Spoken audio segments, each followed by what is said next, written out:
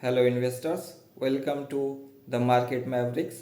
तो वीडियो शुरू करने से पहले डिस्क्लेमर देना ज़रूरी है। I am not a SEBI research analyst and this video is only for educational purpose. जो भी हम स्टॉक के बारे में आज हम बात करेंगे, Q3 रिजल्ट्स जो अभी चल रहा है 2024 का। तो nothing in this video I discuss is a buy और सेल रिकमेंडेशन। हम इस उन्हीं स्टॉक को यहाँ कवर करेंगे जो 15% सेल्स ग्रोथ, 15% प्रॉफिट ग्रोथ और 15% EPS ग्रोथ, ये जो है कम से कम क्राइटेरिया है जिसके बारे में हम बात करेंगे। तो ऐसा हम देखें कि 57 ऐसा स्टॉक मिला हमको जो इस क्राइटेरिया को फुलफिल कर रहा है। हम कहीं और से नहीं, जो है स्क्रीनर से ही हम लिए हैं जो सारा डेटा है।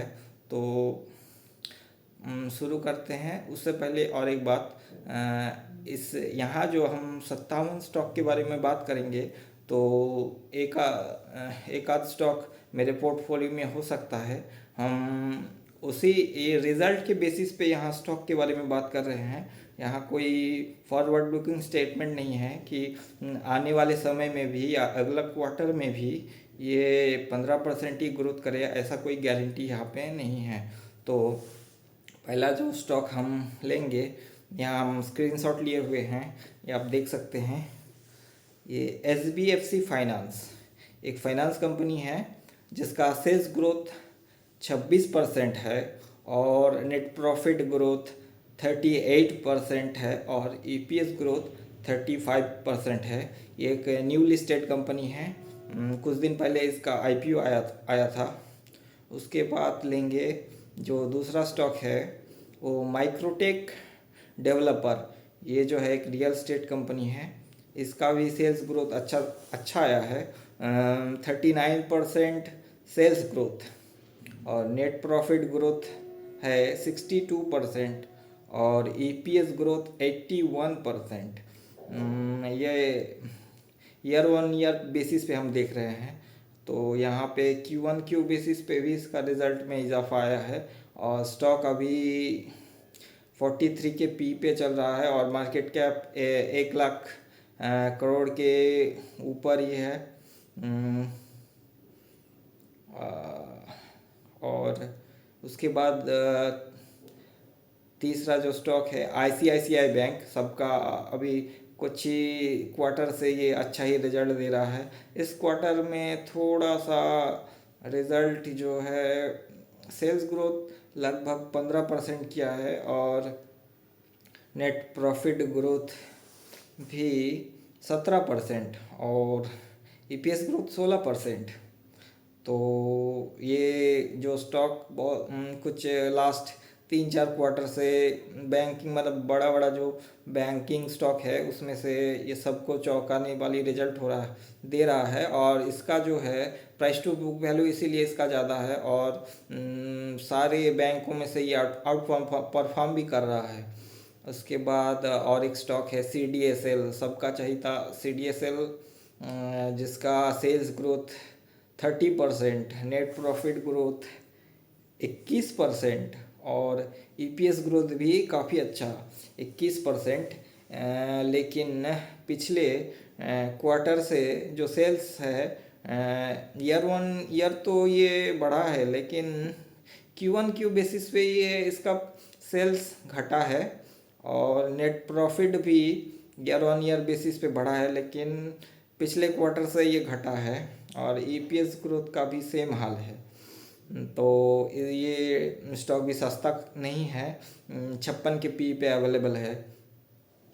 उसके बाद है होटल सेक्टर, अभी बहुत चल रहा है। तो इंडियन होटल्स का अभी रिजल्ट आया है तो इसमें भी sales growth year on year पे 29% और नेट प्रॉफिट ग्रोथ भी 29% और EPS ग्रोथ भी 29%। तो अच्छा खासा ग्रोथ है year one year and Q1Q basis पे भी इसका ग्रोथ अच्छा है।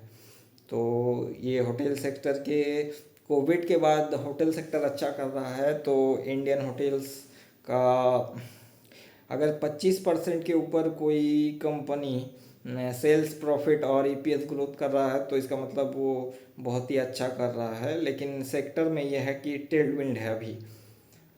उसके बाद और एक कंपनी जो कुछ दिन से अच्छा कर रहा है, श्रीराम फाइनेंस। सेल्स ग्रोथ इसका है 20% और इसका नेट प्रॉफिट ग्रोथ 18% और ईपीएस ग्रोथ 74%। तो ये Q1Q बेसिस पे भी पिछले क्वार्टर से अच्छा ही किया है और नेट प्रॉफिट भी अच्छा किया है और ईपीएस तो अच्छा ही है। श्रीराम फाइनेंस इस शायद इसका कुछ दिन पहले स्प्लिट या बोनस दिया था। इसका मार्केट कैप भी 1 लाख करोड़ के आसपास है और पी इसका 12 है। लेकिन फाइनेंस कंपनी में पी नहीं देखा जाता है, फाइनेंस कंपनी में प्राइस टू बुक वैल्यू देखा जाता है। इसके बाद है परसिस्टेंट सिस्टम। परसिस्टेंट एक मिड कैप आईटी कंपनी है।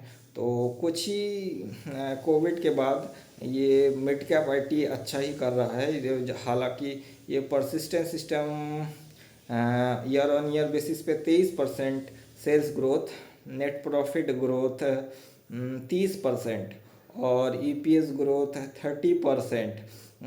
लेकिन इसका पी जो है बहुत हाई है, 75 के पी पे है और मार्केट कैप भी 1 लाख करोड़ के आसपास पहुंच गया है।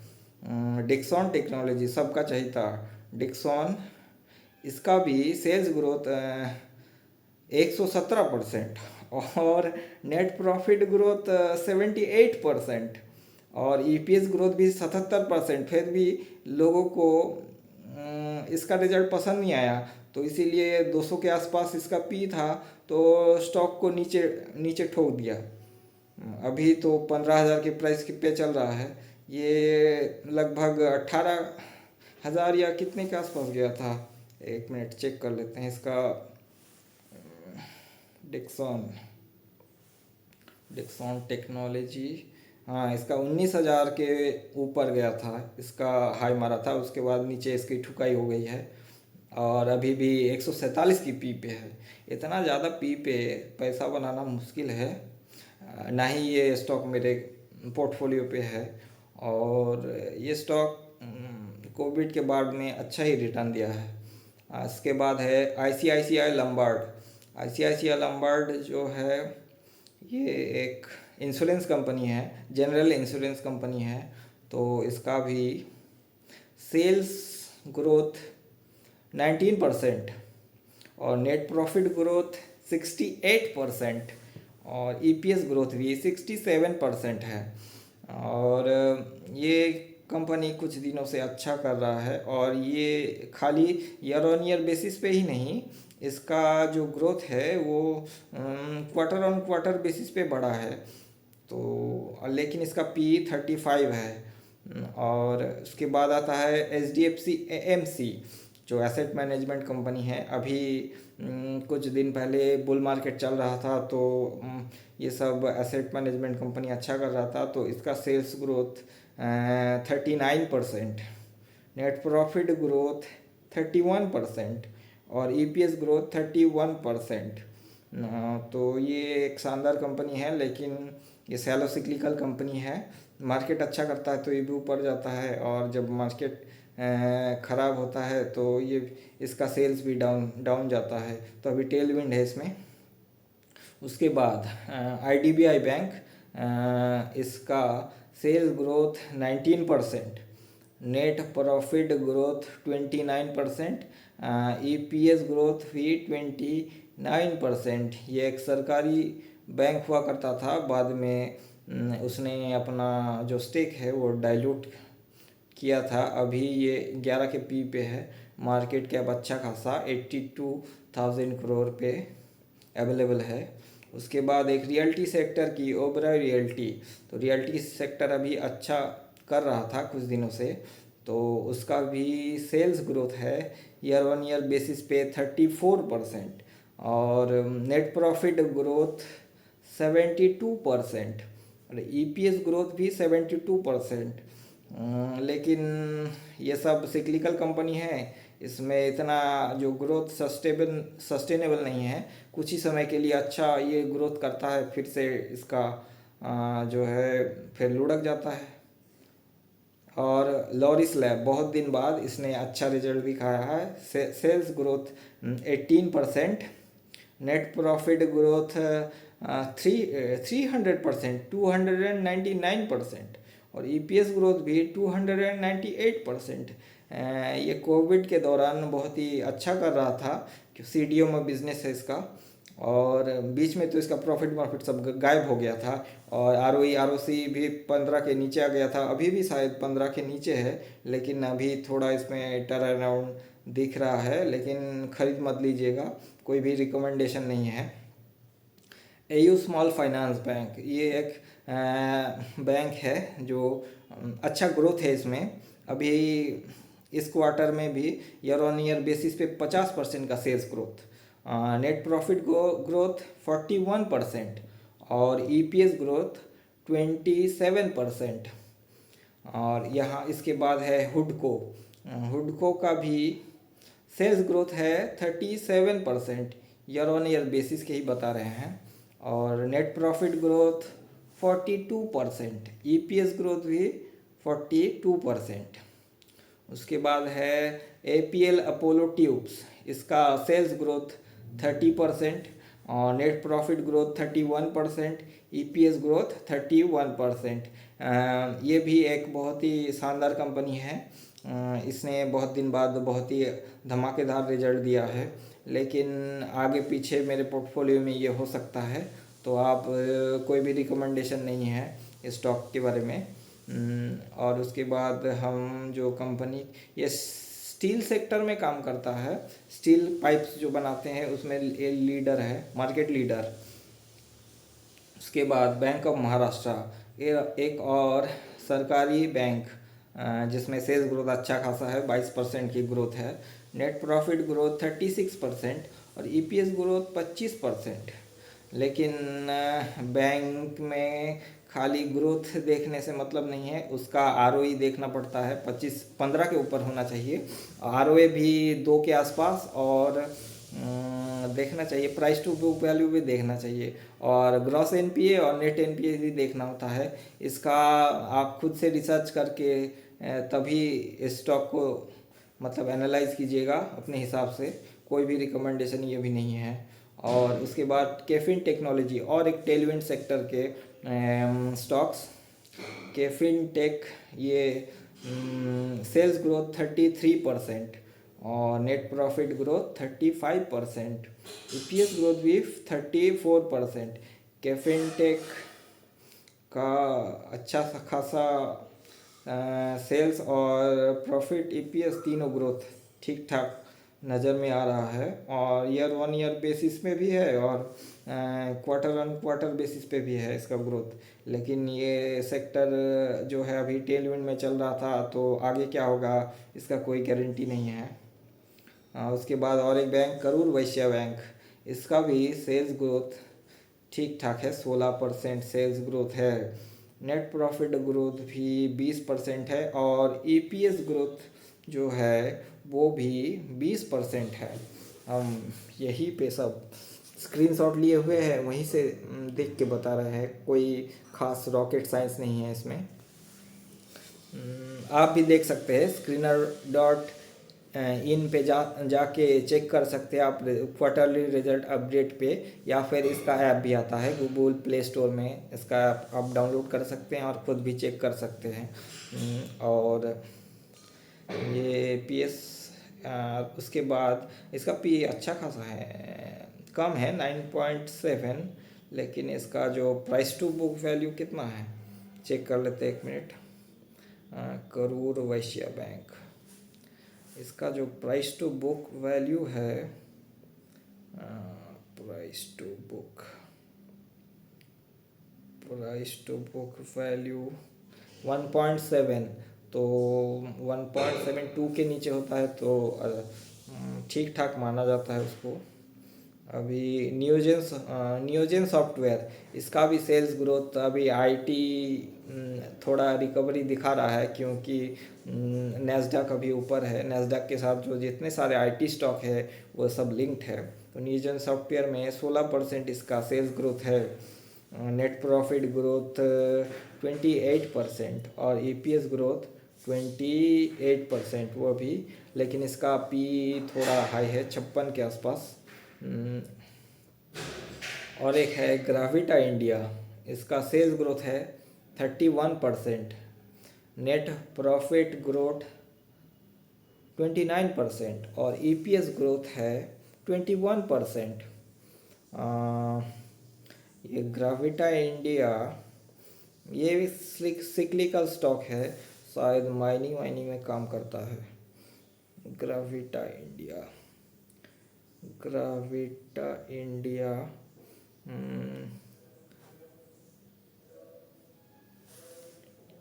एल्यूमिनियम रिसाइकलिंग, प्लास्टिक रिसाइकलिंग, यही सब में काम करता है ये। तो ये भी मान लीजिए कमोडिटी बिजनेस है और ये सिक्लिकल बिजनेस है। अब उसके बाद आनंद राठी वेल्थ मैनेजमेंट, इसका भी धमाकेदार रिजल्ट है। इसका sales growth 30% sales growth, net profit growth 33%, EPS growth 33%। ये बहुत ही अच्छा माना जाता है। लेकिन ये है कि अभी सेक्टर टेलविंड में है और इसका पी रेशियो तो 54 बहुत ही ज़्यादा है। लेकिन ग्रोथ भी तो है, लेकिन आपको पेग रेशियो देखना पड़ेगा। फॉरवर्ड पी पे देखिएगा और फॉरवर्ड ग्रोथ पे। अगर आप इसके बाद है शक्ति पंप्स, इसका भी sales growth 31%, net profit growth 130% and EPS growth 111%। Shakti pump बनाता है, ये बहुत पहले देखे थे। तो ये अच्छा कंपनी है, लेकिन कोई भी रिकमेंडेशन नहीं है बाय और सेल का। इंडिया मार्ट, ये बहुत दिन बाद इसका रिज़ल्ट अच्छा आया है। ये इसका सेल्स ग्रोथ 16% आया है, नेट प्रॉफिट ग्रोथ 48% है, ईपीएस ग्रोथ 48% है। इसका पीई 26 है, रीजनेबल है, लेकिन कोई भी रिकमेंडेशन नहीं है। गणेश हाउसिंग जो है, इसका सेल्स ग्रोथ आया है 42%, नेट प्रॉफिट ग्रोथ 60% और ईपीएस ग्रोथ 60%। ये गणेश हाउसिंग एक रियल एस्टेट कंपनी है, तो आप इसका पी भी 20 के आसपास है। तो इसका ग्रोथ ठीक ठाक आया है, लेकिन ये सब सिक्लिकल कंपनी होता है। नेटवेब टेक्नोलॉजी, नेटवेब का रिजल्ट अच्छा ही आया है, 32%, नेट प्रॉफिट है 17% और ईपीएस ग्रोथ 16%। लेकिन इसका पी बाप रे ट्रिपल डिजिट पे है, 102। लेकिन और भी ऊपर था, लेकिन जिस हिसाब से इसका पी था उस हिसाब से ग्रोथ कम ही आया है, तभी स्टॉक को ऊपर से ठुकाई हुई है इसकी। अब अल्काइल अमाइंस, ये कोरोना के बाद ये स्टॉक बहुत चला था, क्योंकि उसमें जो केमिकल सेक्टर है उसमें टेलविंड था। उसके बाद बहुत दिन जो ग्रोथ नेगेटिव में चल रहा था, बहुत दिन बाद थोड़ा मुझे लग रहा है कि केमिकल सेक्टर्स में ग्रोथ नज़र आ रहा है। अल्काइल अमाइंस का sales growth 15%, net profit growth 31% और ईपीएस ग्रोथ 31%। तो शायद केमिकल सेक्टर यहाँ से रिकवरी देखने को मिले आने वाले समय पे, लेकिन कोई भी रिकमेंडेशन नहीं है। टिप्स म्यूज़िक, इसका सेल्स ग्रोथ थोड़ा घट गया है। पहले इसका सेल्स ग्रोथ बहुत ज़्यादा था, 30% ग्रोथ की कंपनी है ये। Sales growth 20%, net profit growth 28%, EPS growth 28%। Result आने से पहले ही ये स्टॉक 900 के आसपास था, लेकिन वहाँ से नीचे आ गया। तो लगता है कि कहीं से लीक हो गया था ये रिज़ल्ट की खबर। तो ग्रोथ तो घटी है, इसीलिए इसका स्टॉक की ऊपर से ठुकाई भी हुई है। और लेकिन पी अभी भी 53 पे है। और ये मेरे पोर्टफोलियो में आगे पीछे हो सकता है, लेकिन कोई भी रिकमेंडेशन नहीं है। E2E नेटवर्क्स, इसका sales growth 74%, net profit growth 108%, EPS growth 51%। ये एक स्मॉल कैप कंपनी है लेकिन P 176। अब इतना P तो इसमें देखना पड़ेगा, और वो भी सॉफ्टवेयर कंपनी पे। V2 रिटेल, अभी V2 रिटेल जो है इसमें sales growth 58%, net profit growth 111% और EPS ग्रोथ भी 111%।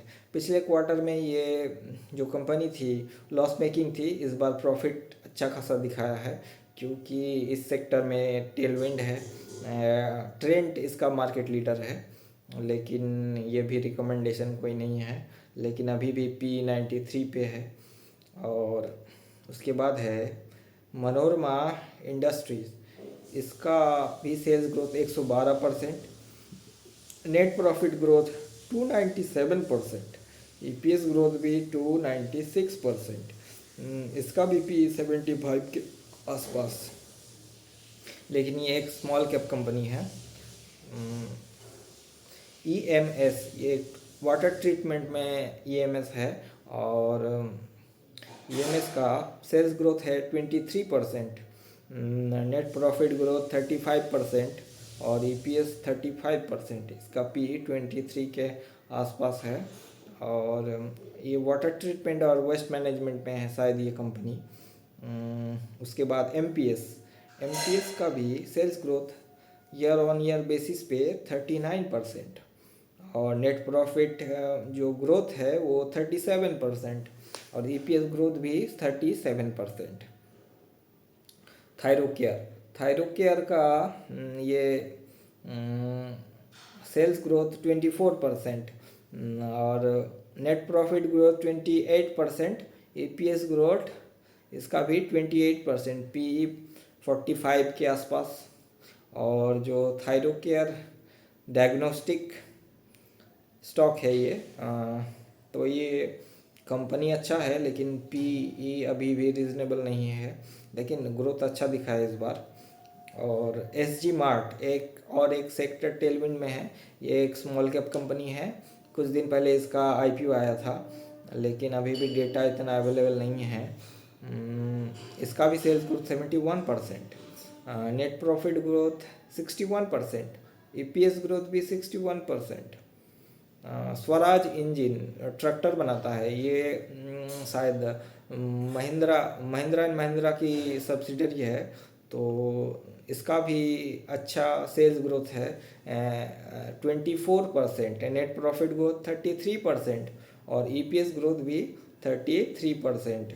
तो ये कंपनी अच्छे कुछ दिनों से अच्छा मतलब ग्रोथ दिखा रहा है, लेकिन इसमें दिक्कत ये है कि इसका सब्सिडरी है जो महिंद्रा एंड महिंद्रा का, तो ये डिविडेंड ज़्यादा देता है, तो इसलिए स्टॉक उतना नहीं बढ़ पाता है। ये स्वराज ट्रैक्टर जो है वही बनाता है ये। उसके बाद DCB बैंक, बहुत दिन बाद अच्छा रिजल्ट आया है इसका भी 22% sales growth, net profit growth 20% और EPS ग्रोथ भी 19%। और उसके बाद है अवेंटेल, ये डिफेंस स्टॉक है, इसका PE 50 के आसपास है, sales growth 19%, net profit growth 23% और EPS ग्रोथ 21%। और उसके बाद सर्वोटेक पावर, इसका सेल्स ग्रोथ अच्छा खासा है 265%, नेट प्रॉफिट ग्रोथ 661% और EPS ग्रोथ 640%। ये एक स्मॉल कैप कंपनी है, इसका PE 119 है। अभी भी इतना ज़्यादा जो ग्रोथ है ये सस्टेनेबल नहीं है, इसका मतलब ये सिक्लिकल कंपनी हो सकता है, आप आगे पीछे चेक कर लीजिएगा। उसके बाद टेनफेक इंडस्ट्रीज़, इसका सेल्स ग्रोथ भी 103%, net profit growth 245%, EPS growth 245%। ये भी एक स्मॉल कैप कंपनी है, लेकिन इतना ग्रोथ भी सस्टेनेबल नहीं है कि कोई भी कंपनी 45-30% के ऊपर अगर ग्रोथ कर रहा है तो मान लीजिएगा या तो सेक्टर टेलविंड में है या फिर सिक्लिकल कंपनी है। नहीं तो सेकुलर ग्रोथ कंपनी 30% के ऊपर करना बहुत मुश्किल होता है। और एरोफ्लेक्स एरोफ्लेक्स ड्रोन बनाता है, इसका सेल्स ग्रोथ अच्छा खासा आया है 33%, नेट प्रॉफिट ग्रोथ 64% और ईपीएस ग्रोथ 64%। ये कुछ साल पहले नया नया आईपीओ आया था, लेकिन इसका पी बहुत हाई है 62 के आसपास। अभी भी कुछ क्वार्टर इसका रिजल्ट देखना बाकी है। अभी विष्णु केमिकल सेक्टर में थोड़ा तो लग रहा है रिकवरी हो रहा है। चाइना प्लस वन के थीम शायद काम आ रहा है। विष्णु केमिकल्स का sales growth 22%, net profit growth 66% और ईपीएस ग्रोथ 66%। ये भी एक स्मॉल कैप कंपनी है, 3000 करोड़ के मार्केट कैप और पी 24। राघव प्रोडक्टिविटी, ये इसका sales growth 74%, net profit growth 64%, EPS growth भी 65%। कुछ समय से इसका जो ग्रोथ है वो ठीक ठाक दे रहा है, लेकिन पी 80 पे है अभी। और मार्केट कैप भी 2800 करोड़ के आसपास, लेकिन ये एक स्मॉल कैप कंपनी है। सिनोरेस फार्मा, कुछ दिन पहले इसका आईपीओ आया था, तो इसका sales growth 31%, net profit growth 131% और EPS growth 57%। Vidhi specialty chemicals, इसका सेल्स ग्रोथ फिर से एक और केमिकल स्टॉक्स जिसका sales growth 56%, net profit growth 49% और ईपीएस ग्रोथ 49%। उसके बाद एसोसिएटेड अल्कोहल्स, ये बेवरेज अल्कोहल बनाती है, तो इसका सेल्स ग्रोथ आया है 71%, नेट प्रॉफिट 108% और ईपीएस ग्रोथ है 96%। उसके बाद डैम कैपिटल का सेल्स ग्रोथ 132% है, नेट प्रॉफिट 145% और ईपीएस ग्रोथ इसका दिया नहीं है क्योंकि दिसंबर क्वार्टर में ईयर बेसिस पे इसका कोई प्रॉफिट नहीं था, तो इसीलिए इसका ईपीएस ग्रोथ अभी दिया नहीं, लेकिन शायद इनफाइनाइट में हो जाएगा तो इसीलिए नहीं दिया है। वेमटा लैब ये भी एक डायग्नोस्टिक कंपनी है, तो उसमें sales growth 21%, net profit growth 47%, EPS growth 122%। ये भी एक स्मॉल कैप कंपनी है, इसका पी जो है 33 के आसपास है। उसके बाद जगसोनपाल फार्मा, इसका sales growth 57%, net profit growth 244% और ईपीएस ग्रोथ 703%।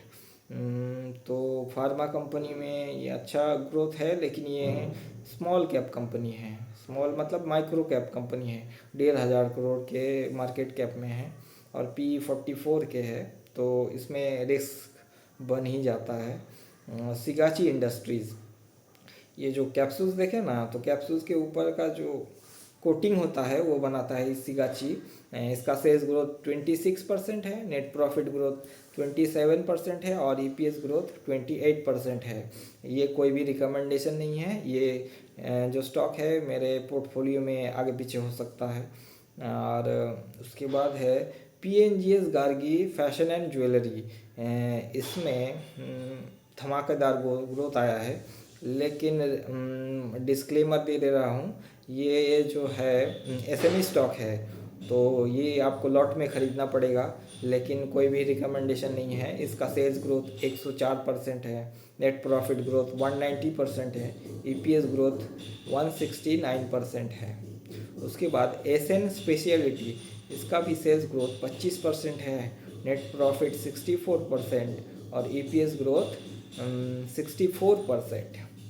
उसके बाद ऑलडीजी टेक, इसका भी sales growth 16%, net profit growth 77% और ईपीएस ग्रोथ भी 77%। ये भी एक माइक्रो कैप कंपनी है। तो P20 है। तो हम यहाँ पे अभी रिज़ल्ट के बारे में बात कर रहे हैं, कोई भी रिकमेंडेशन मत समझ लीजिएगा। बनारस होटल सेक्टर अच्छा कर रहा है, तो इसमें सेल्स ग्रोथ है 16%। ईयर ऑन ईयर बेसिस पे भी ग्रोथ है और क्वार्टर ऑन क्वार्टर बेसिस पे भी ग्रोथ है। नेट प्रॉफिट भी अच्छा खासा है 20% और ईपीएस ग्रोथ भी 20%। उसके बाद राधिका ज्वेल टेक, इसका भी sales growth 17%, net profit growth 45% और ईपीएस ग्रोथ जो है 45%। तो उसके बाद केसॉल्व्स इंडिया, इसका भी sales growth 33%, net profit growth 15% और ईपीएस ग्रोथ 15%। ये एक माइक्रो कैप कंपनी है और इसका मार्केट कैप 1200 करोड़ के आसपास है और जो है पी इसका 31 है। लेकिन इसका ग्रोथ थोड़ा पिछले क्वार्टर से कम हो गया है। तो उसके बाद बैंक ऑफ इंडिया, एक और सरकारी बैंक, जिसका sales growth 20%, net profit growth 37% और ईपीएस ग्रोथ भी 37%। तो यही था 57 कंपनी जो कम से कम 15% प्रॉफिट ग्रोथ, 15% सेल्स ग्रोथ और 15% ईपीएस ग्रोथ दिखा रहा था। अभी भी रिजल्ट सीजन जो है चालू है, तो अभी भी जब रिजल्ट सीजन ख़त्म होगा तो अगर आप लोग चाहते होंगे तो हम एक सेक्टर वाइज जो है रिज़ल्ट एनालिसिस लेके आएंगे और Q3 के बारे में। और हो सकता है कि जो इसके बाद और अगर समय मिलेगा तो एक मतलब लार्ज कैप जिसमें सेल्स कम आया है उसके बारे में भी एक वीडियो बनाएंगे। तो यही तक रखते हैं। Have a good day. Thank you.